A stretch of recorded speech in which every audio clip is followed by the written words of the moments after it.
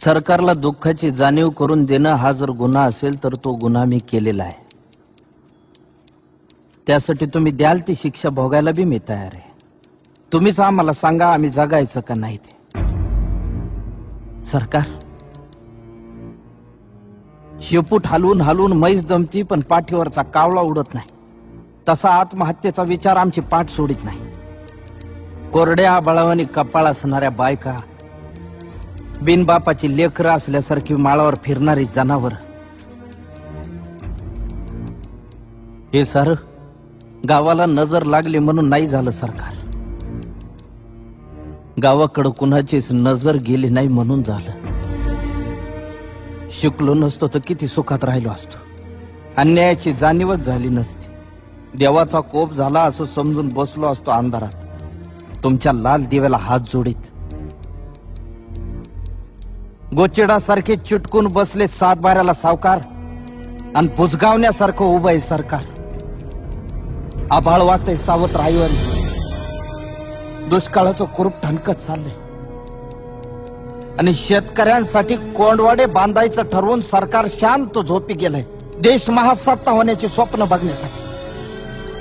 खिचडीसाठी शाळेत जाणाऱ्या पोरानं चोरून आणलेले 2 घास खाताना त्याच्या बापाला अभिमान वाटावा पोराचा का स्वतःच्या जगण्याची लाज.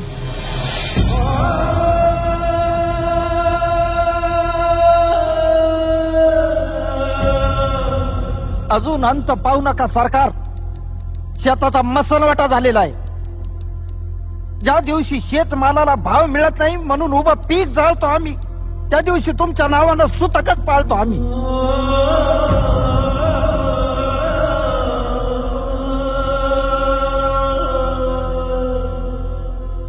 आता तरी विचार करा. नाहीतर 1 किलो गव्हासाठी तुम्ही 1 दिवस देश गहाण ठेवलेला असत. त्या दिवशी ध्यान देऊन बघा, माझ्या पिंडाला कावळा शिवलेला असत.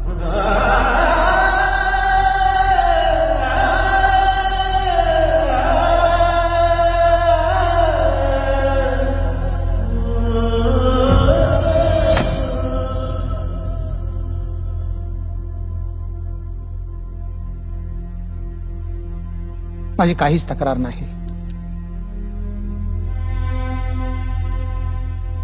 पिकवणाराच उपाशी आहे. भूक माणसाला काहीही करायला लावेल.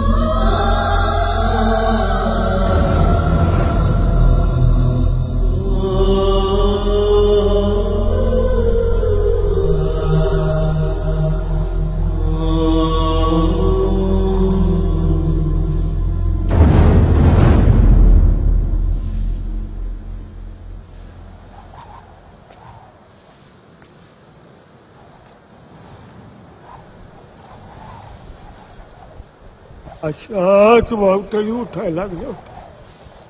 पाखरांचा आवाज बंद झाला होता. सगळीकडे चिडीचाप झालं होतं. सावध राहा रे, या टायमाला नक्की भूकंप होणार. आत्महत्या आणि हिंसा हे कुठल्याही प्रश्नाचं उत्तर नाही.